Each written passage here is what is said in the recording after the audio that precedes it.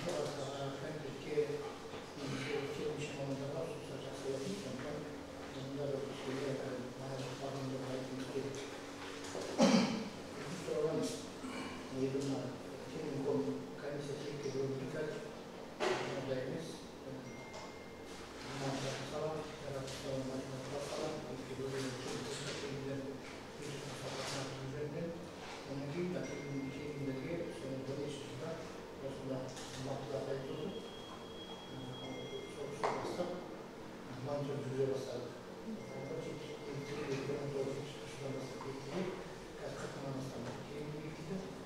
Ол емес қамыржаны бекітті. Басы есепсіз. Оның ішінде баяғы ақмадан кезінде келімде бар. Ол қарасаңызда шұрағасы уақытты. Сол қақынан астан деген аз, бұлар өте аз. Себебі терминалда 380 термин бар. 380 термин. Ол қолданыста сала бойынша 30 терминді сөйлеп шықты. Бұл жерде 319 бар. Соның ішінде қақынан бекітті. Яғни көптеген қолданып жүрген не болады дегенге сұрақ жауап берсек, онда ол аларлық болады. Термин тәртібін қолдану болады. Немесе әр емес қолдану болады. Немесе кейде сапасы терминдер әрі қолдану болады. Немесе тіпті оларды қолданбай, оның орнында өзі салдырып басқа термин жасауға өзінше қолданып жүрген. Міне осындай мәселелер болады. Сондықтан осындай байқау. Осындай мәселелерді шешуге керек. Өзімізді өз білеміз. Байқауға қатыстырушылар отырған талапкерлерге белсенді танытқандарыңызға байқаудың біз алтын көңіл кеңейтуіміз керек. Сонымен бірге ең алғаш рет Абдуллаххан білет абортының жолы осы жөнінде айтқанбыз. Бұл нормативті заңның қаласында қолданатын нормативті сөздікке әзірлеп жатыр.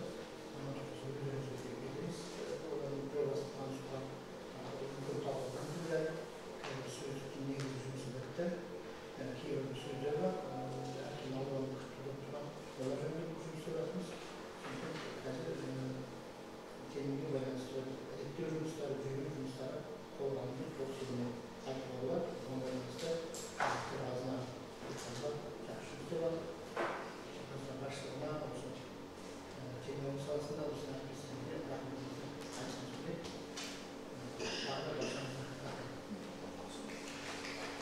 Құрметті қатысушылар, біз құрметті қонақтарымыздың сөзін қазір естиміз, алдымен информациялық рәсімдеуіміз. Байқау барысында ізденімпаздығын, ана тілінің терминдердің ұлттық сипатта өркендеуіне атсалысуға дайын екенін жатқан 4 үміткер саясат комитетінің төрағасының алғыс хатымен және аздап болса көп тиюіңіздер 25 мың теңгелік ынталандыру сертификатымен марапатталды. Сәлиева Эльмира Бақадировна Түркістан облысы Сайрам ауданы Қарабұлақ ауылдық округінің нөмірі 100-ші мектеп 100-ші жалпы білім беретін мектебінің зертханасында. Гүлжамрат Дархан Асхабова Мақсат Нәрікбаев университетінің аударма ісі мамандығының 4-ші курс студенті. Қабылжан Гүлнар Түсіпханова Шығыс Қазақстан облысы нотариаттық округінің жеке нотариаты нотариусы. Қаһарман Диана Нұржанова Мақсат Нәрікбаев университетінің құқық және құқық қорғау қызметі мамандығының 4-ші курс студенті. Кешіктеліп жатыр. Бұл әріптестеріміз ынталандыру сертификаттарымен марапатталды. Енді ары қарай жылжиық.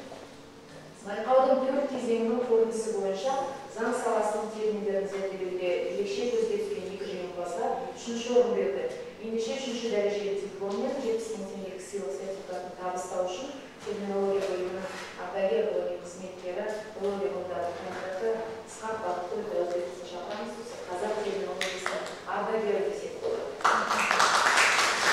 Сонымен жүлдегер Қызылорда қаласының нөмірі 290-шы орта мектебінің қазақ тілі мен әдебиет пәнінің мұғалімі Айбатова Райнегүл Дижанова 3-ші орын.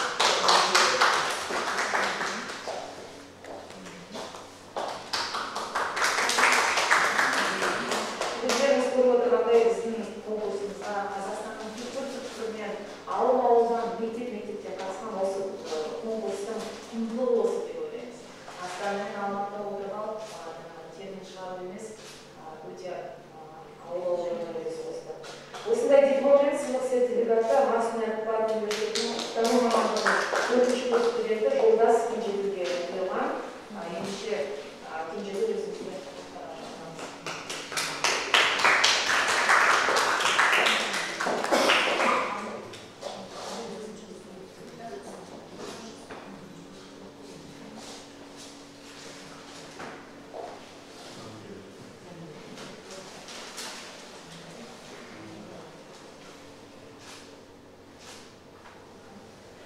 келесі жеңімпаздарды айта кетейін. Байқаудың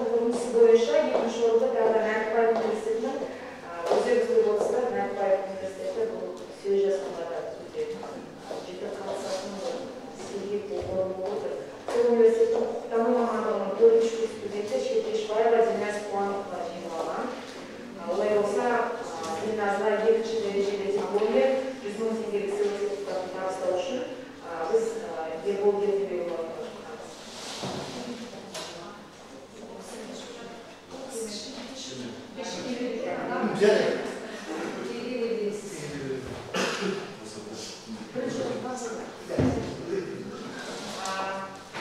Бірінші орында Астана қаласының Алматы ауданының полиция бөлімінің аға тергеушісі, полиция майоры Сатыбалдиева Арайлым Есенгелдиевна иеленді.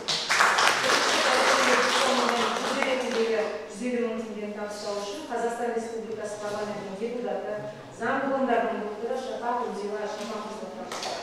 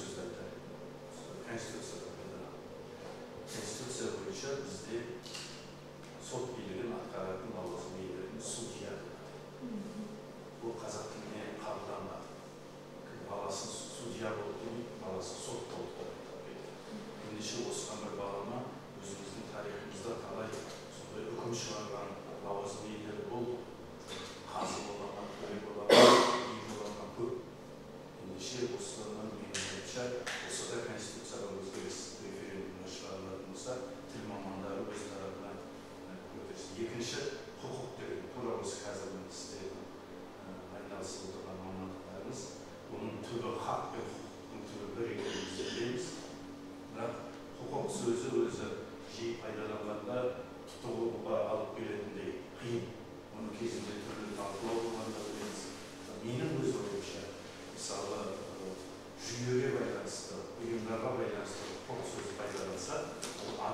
байланысты хақ сөзі орын.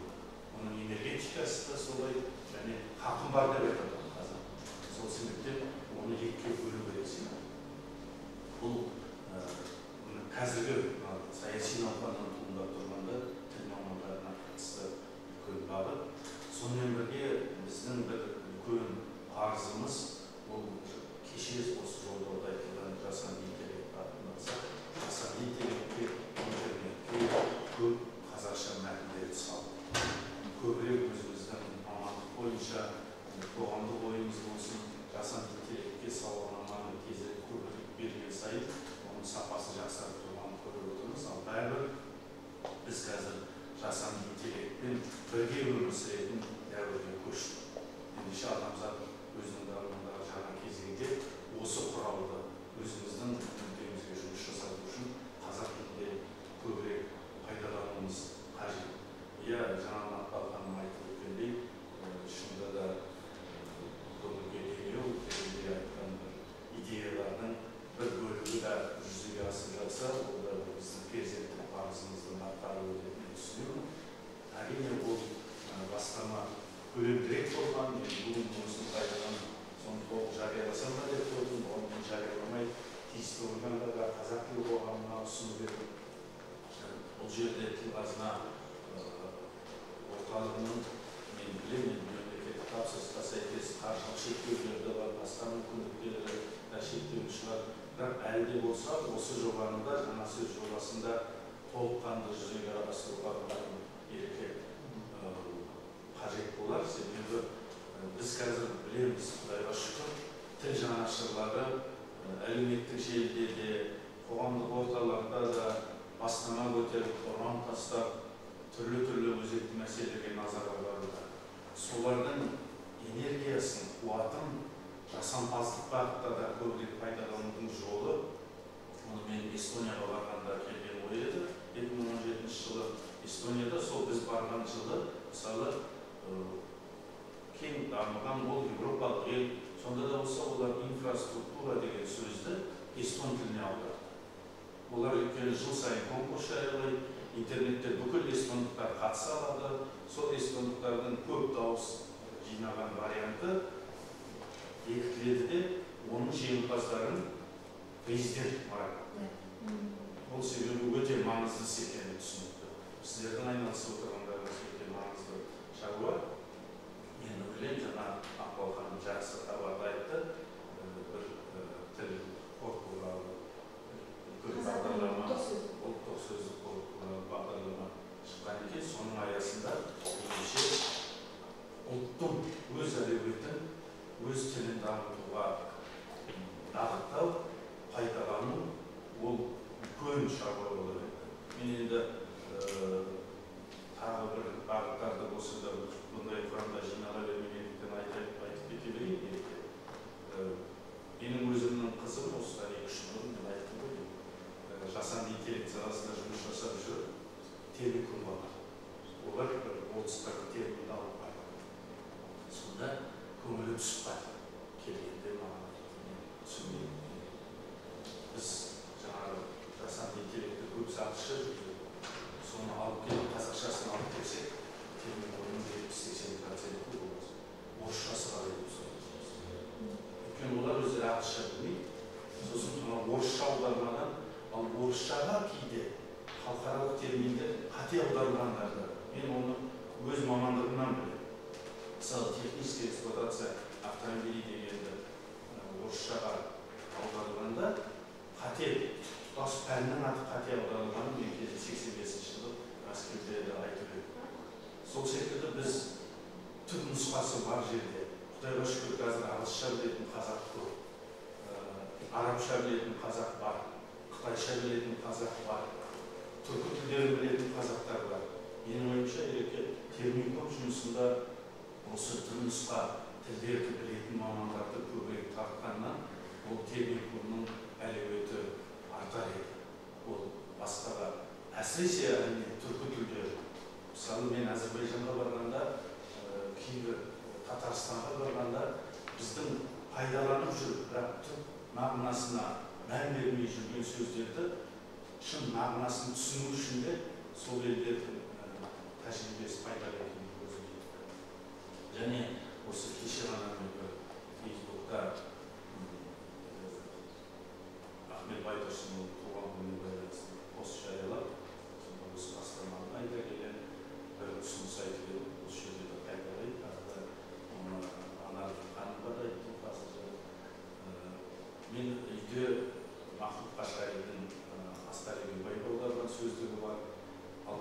жылы шыққан абай тілі сөздігі бар, кейін шыққан 31 қазақ сөздігі бар, соларды қарап отырып қойдым.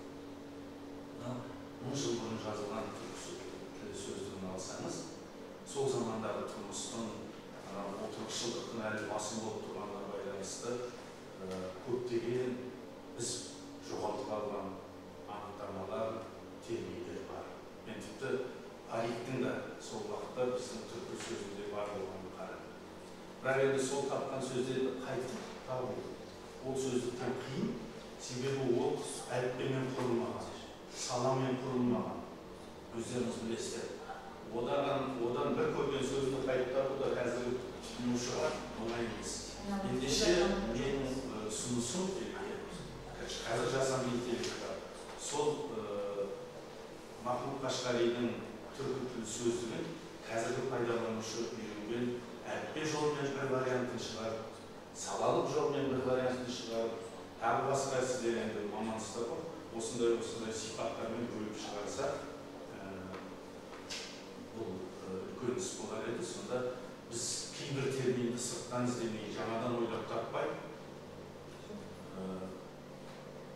сол жақтан да алуымызға болар еді. Айналымға енгізуімізге болар еді. Әрине бұл үлкен жұмыс, бірақ дегенмен ол қажет жұмыс деп білеміз, себебі ол біздің бабаларымыздың әлемдік өркениетке қосқан үлесі. Мен тағы да бүгінгі қорытындысы шығып отырған конкурстың ұлттанымында қазынасын молайтуда өте маңызды қадам екенін айтқым келеді. Бұл әрі қарай жетіліп, әрі қарай ауқымы кеңейеді деп үміттенемін және сенемін, себебі осы істің басы-қасында Мақпал қарындасымыз секілді жаңашылдығымен де, бастамашылығымен де, жаңашылдығымен де белгілі қайраткер жүр. Ербол Ерденбекұлы тіл комитетін басқарып, біз бұл кісінің маман екеніміз барлығымыз жақсы білеміз. Енді біздің тарапымыздан жаңашыл ретінде осы жаңа сөз конкурсы секілді бастамаларды көтеріп отыру, бұл сіздерге қолғабыс, сіздерге көмек. Біз интернеттің мүмкіндігін әлі толық пайдаланған жоқпыз. Осы конкурсты жарнамалауда да менің ойымша әлі жинақталған тәжірибеге сүйеніп жаңа жүргізуге болады. Сонда мен өзім сенемін, мысалы анау ауылда жүрген қария, мысалы тұрмыстық, ауыл шаруашылық, кейде дүниетанымдық қазақша бар сөзді де пайдалануда орталықтағы кейбір академиктен артық болады. Не болмаса жаңа сөзді ойлап табуда да оның әлеуеті күшті болады. Себебі ол өзінің өмірінде жаңа сөзді ойлатып үйренген адам. Сондай адамдарды білуші еді өмірде. Міне соларды біз таба білсек, мүмкін ол экспедиция арқылы да болар, конкурс арқылы да болар, интернет арқылы болар, бұл ғажап іс болар еді. Ұлттың әлеуетін өз мүддесіне жұмсалатын бір іс болар еді. Сондықтан көп рахмет, тағы да жеңімпаздарды құттықтаймын. Сіздер осы конкурсқа қатысушылардың әрқайсысы сіздер үлес қосудасыздар. Осы 9-ы алдыңғы күні 9-малақ күні болды. Сонда біздің 9-малақ федерациясының ұстанымы бар. Біздің жарыстарда жеңімпаздар бар, бірақ ұтылатын ешкім жоқ. Ұтатын қазақтың мәдениеті деген. Сондықтан осы конкурста да мен жеңімпаздарды құттықтаймын. Сіздер ғажап үлгі көрсетіп отырсыздар, бірақ жеңімпаздар бар, бірақ жеңілетін ешкім жоқ конкурс бұл. Сондықтан алға сіздерге табысын. Көп рахмет. Сізге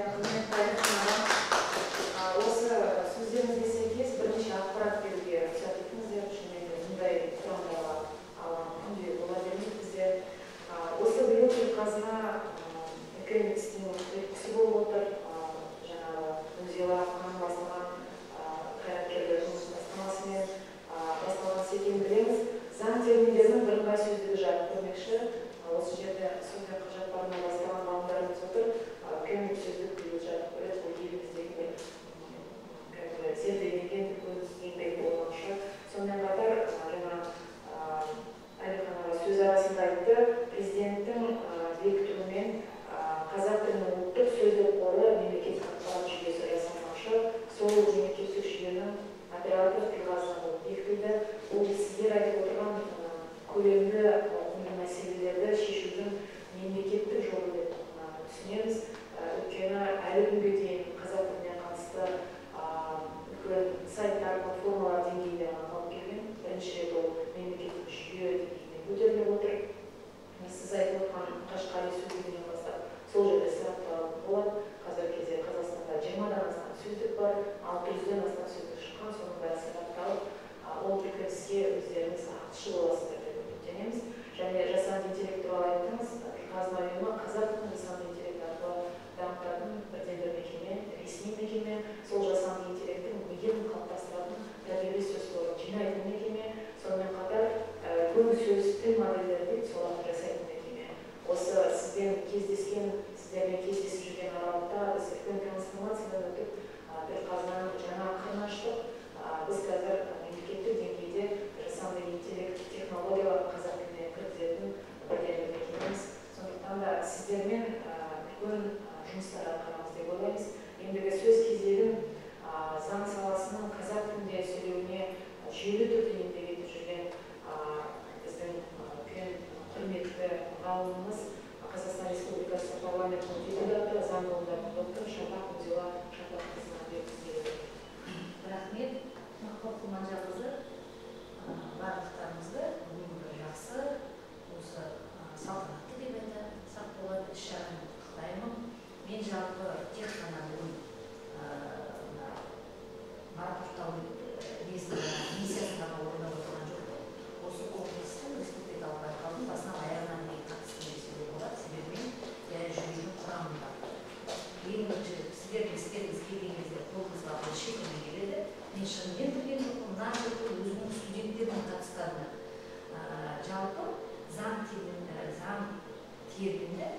қолданатын адамдарды үш топқа бөліп қараймыз.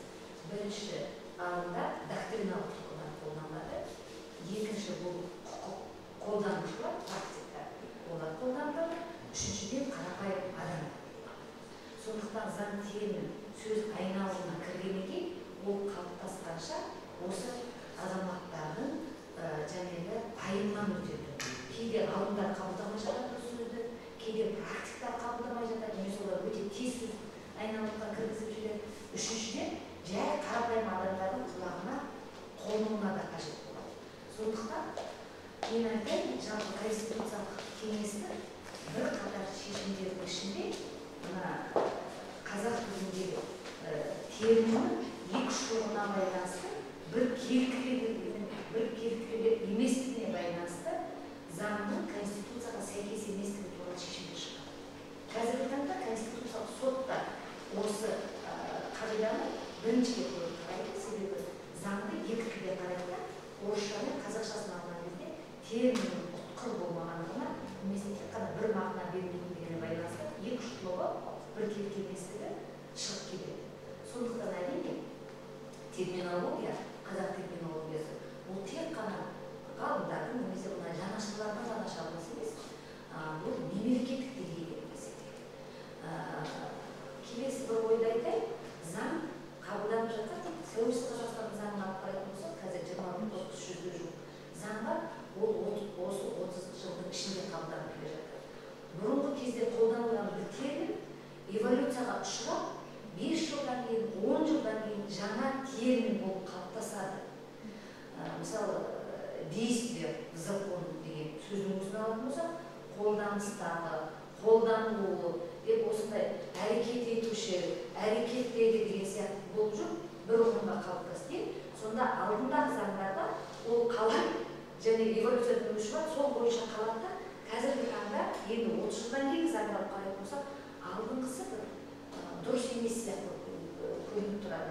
Себебі құқық қолданушының айналымдағы сөзі, доктриналдар айналымдағы сөз, жәнегі жалпы қарапайым халықтың қабылдауындағы сөздер бір-біріне сәйкес келмей жатқаны. Сондықтан мен айтқым келгені, мына терминнің жаңадан шығып жатқаны бұл өте орынды, уақытылы іс. Оған бүкіл азаматтарды байқауға шақыра алуы, және ішінде заң мамандары да қатысып жатыр, полиция мамандары, нақты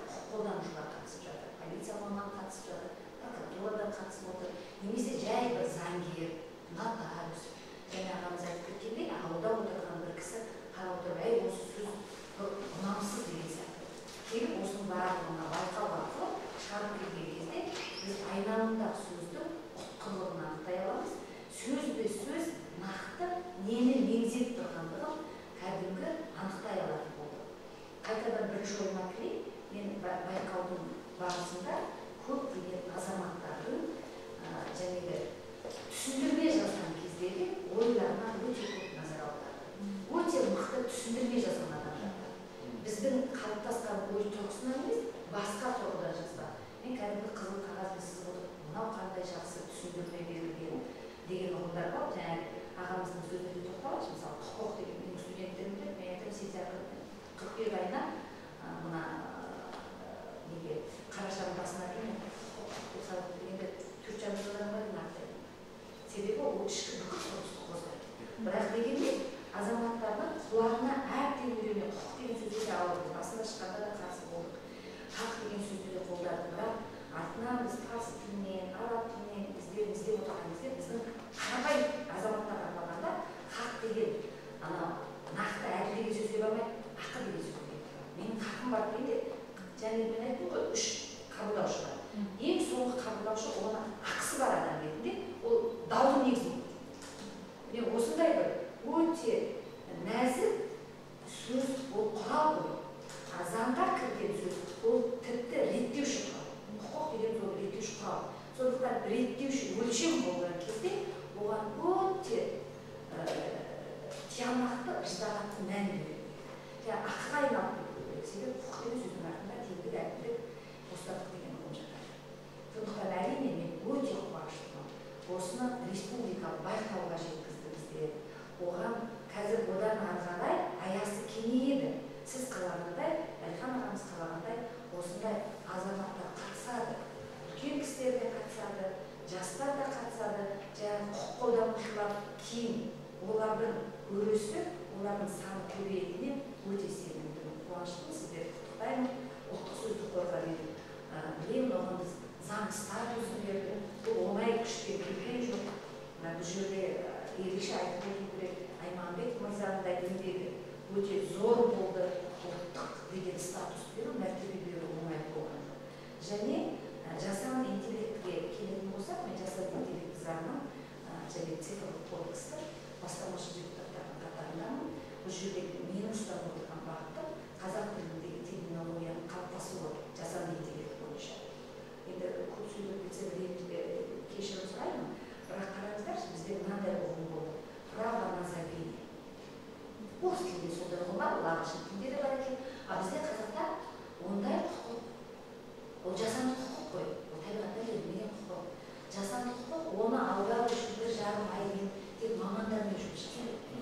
Право на забвение деген қазақ тіліне аудару өте қиын.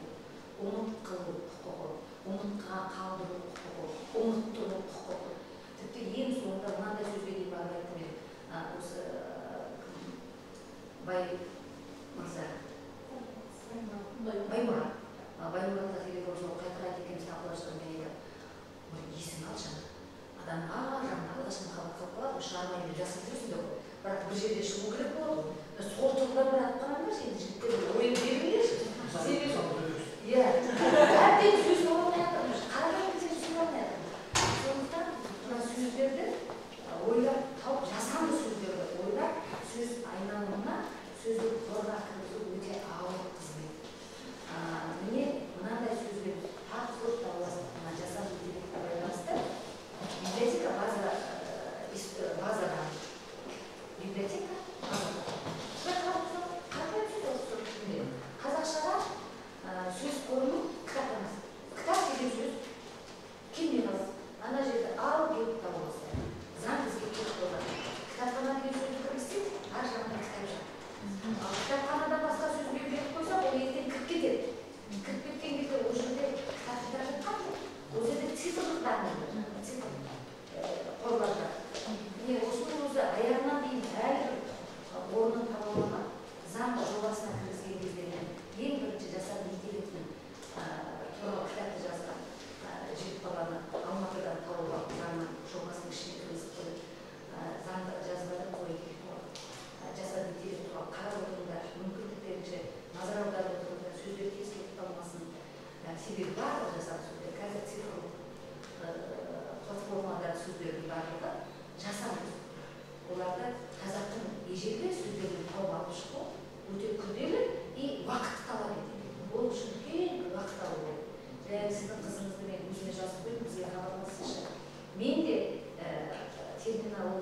келді, бірінші жиналысқа келіп, ренжіп кеткен адамдардың бірі.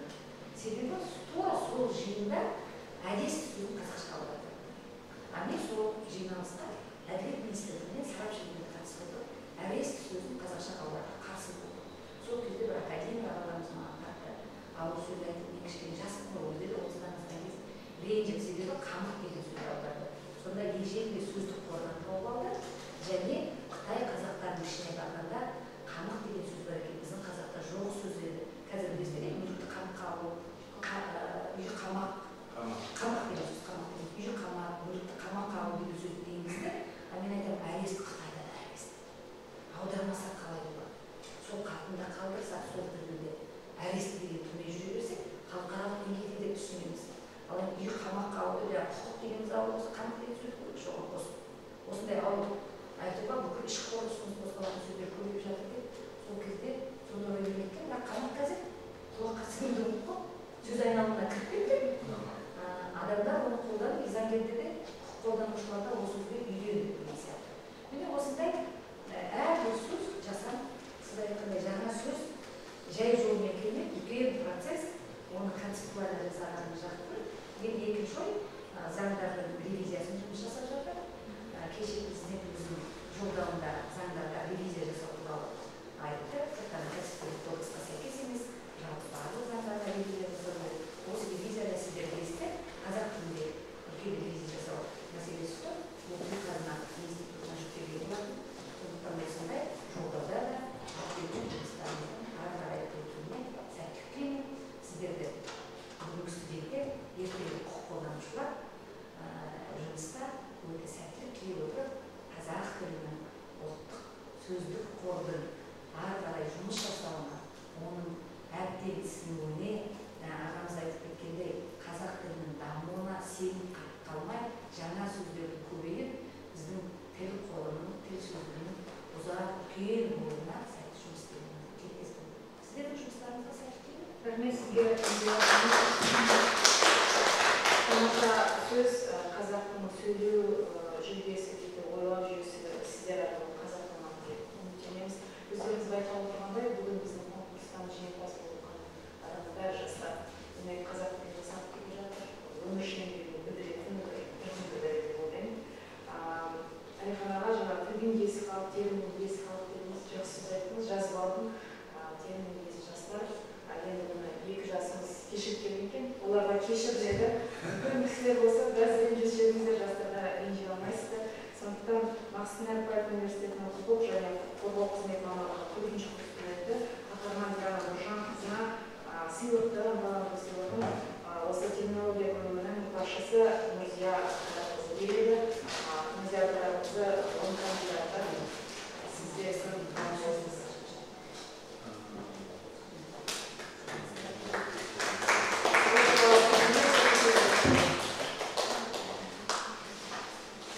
Егер жыл сайын осы дамуды бақылап отырсақ, осы конкурсымыз қатысушылар жыл сайын жасап келген. Былтыр мектеп мұғалімдері, сол секілді адамдар болған, қазір студенттер ал енді байқаудың 2-ші орнын иегерін шақырамыз. Нәрбаев университетінің құқықтану мамандығы 4-ші курс студенті Шекешбаева Динар Қаланқызы бұл сыйлықты тапсыру үшін тіл саясат комитетінің төрағасы Бекбол Еркебекұлы.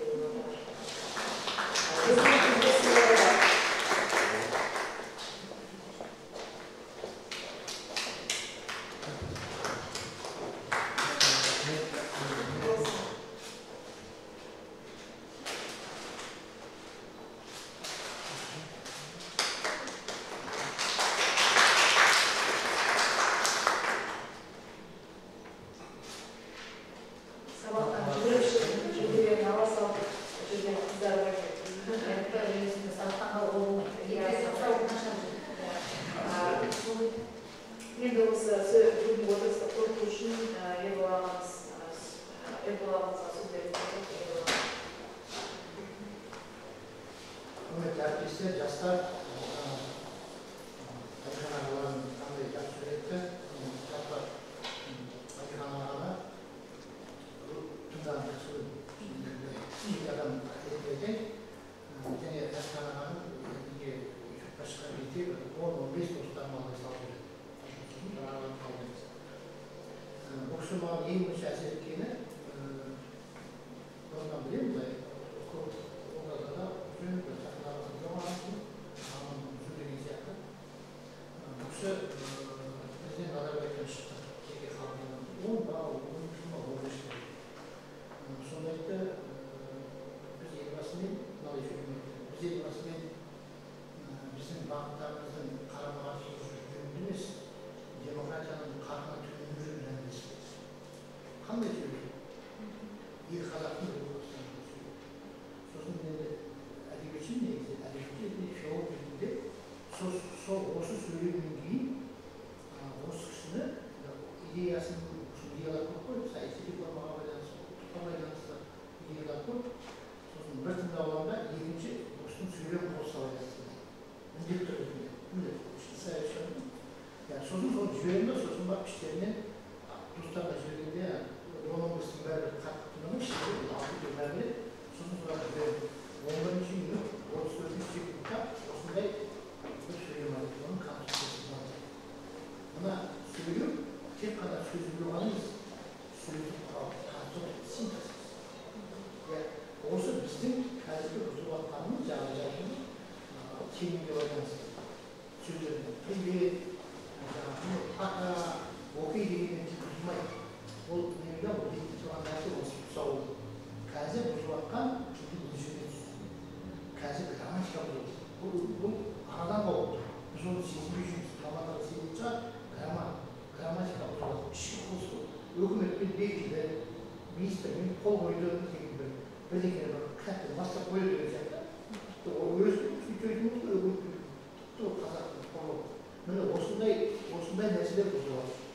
Ал Әлихан ағамыздың сөзінде сөйлемдерін сөйлем қойды. Ол жеке сөзбен бір бастайды. Сөздің жеке оқытын шегі жоқ. Сол сөйлемдер құлдың конституциясының мүшкетіне. Жаңа сөйлемді мәдірдіңіз, қандай сөздер? Адамның құлақ ұшуы кәдімгі қазақтың табиғи сөз құралы. Мен бұл кісі оқудан келде ойламаймын, білген азамат. Бұл анау елден келген, ауылдан келген. Сол жаңа өзі айтқан ақсақалдар бек айтқан жоқ қой, сол салдар көрді, сол салаға, сол конституция сіңген. Көрдіңіз ба? Бүгін біз жастарға үлкен кемшілігіміз соны түсіндіріп айтамыз. Қазір біздің балаларымыз кітабын сөйлейтін болды. Кітабы деген жасанды. Ол жаңа тілеміз. Ол өйткені біздің мектепте оқытар аулалар, химия аулалар, физика аулалар, және аудандар деп айтпай, Есенбай, Жұмабай тұрсында фамилия қойса, оларға жаңағы Ясин ма, Семенова ма, Иванова ма біреу тұрады. Ана кітаптың жаңағы терминдер ортақ, ереже ортақ, аудандар, мектепте оқудан бастап отырмыз. Сондықтан мына термин болғанда сөздерді сабақта кеше әріптестерге айтып тұрсың, сіздер жеке сөзден гөрі сөз тіркестерді көп айтып. Өйткені адам жеке сөзді ойламайды тіркестерді. Далаға шыққанда күнде ойламайды, күндіз ойлайды. Шықпаған жаңбырды ойламайды, жаңбыр жауып тұрды ойлайды. Адам келсе адамды ойламайды, адам келсе ойлайды. Мен үш сөз.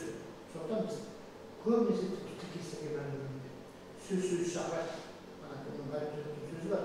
Бір сөзге көрінген сөз тұрады, шуағы сөз тұрады. Бұл әлемнің келбетін жөнінде, жөнінде аңызда көп келіп үшін күрескен кеңесінде аз адамның аз қалаудың бірі ғой. Сондықтан осы мәселеге көңіл бөлуді ойлаймын. Жаңағы жобаға байланысты өзімізбен бір жеке кездесіп келесіп жақсы боламыз. Арнайы уақыт бойы мен бар екенсізге енді қызға қалымен қыз байланысқанбыз. Аллаға кемес сұрап жинаған қамай, сізге көп рахмет. Табысты осындай бір қазақтың қайраткер қызы, қазақтың бәрінде және ол заңгер қыз. Заңгер маман, заңгер қыз. Қазақша оқымаған, осы Қазақстан келгенде дұрыс қазақша білмеген, Моңғолиядан келген кезде бұл қазақша білмеген, орыс тілінде оқыған, орысшаны да артық білмеген бірінші келген кезде. Өзі сонда Ламбасының қазақ зиялысымен шыққан, қазір біздің Астанадан алынатын зиялы балалар қазақша деген сияқты бұл кісілер моңғол тілінде шығып, қазақша кейінгі қазір қанша дәріс оқып, заңғылардың доктор, профессор,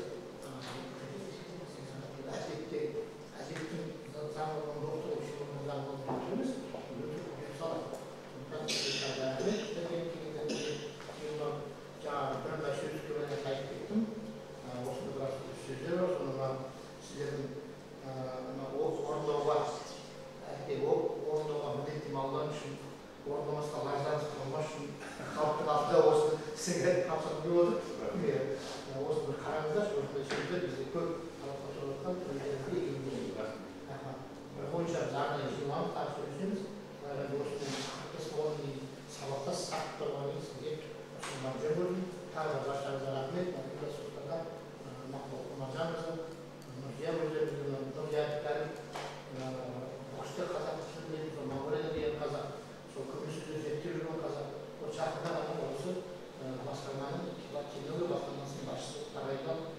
ойлаймыз, істейміз.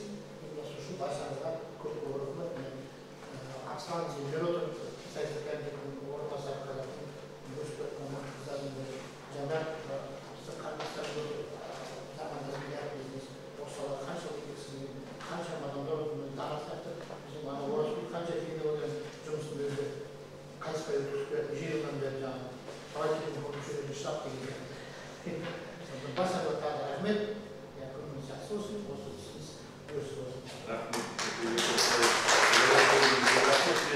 Siyasi İsrail halk ekibinde yeniden aldı. Yetkililerge nüshasını cami söz şubasının biri sosyal halklar bir camiye yüksek de olmak için. Şimdi son bir izlemesi var. Bakanlamasında iyi bir açıklamalarını alıştırırsanız. Құрметті достар, осы бүгін жеңімпаз болып отырған жастарға айтқым келеді. Бүгіннен бастап сіздердің тағдырдарыңыз өзгереді, сіздер қазақтың тағдырын жасайтын жұмыскер жүрген азаматтарға айналасыздар. Әлиханаға осыдан 22 жыл бұрын дәл осы кезде бұл енді бүгінгі оқиғаға қатысы жоқ дегенмен де бүгінде сіз жаңа адамдар жаңа мамандарды қатарға қосып отырсыздар. тура 22 жыл бұрын қазақтың алтын қыздары деген жалпы бағыттылық мүшәйра өткізіп мен соны бірінші орын алып қазақ әдебиетіне қосылған болатын. Дәл сол сияқты сіздер бүгін есімдеріңізді елге танып, осындай қазақтың қайсар, қайраткер ағалардың қолынан жүлде алып, ол сіздердің тағдырларыңызды өзгертетін күн деп ойлаймын. Сондықтан рахмет. Енді салып тұрып суретке түседі. Рахмет.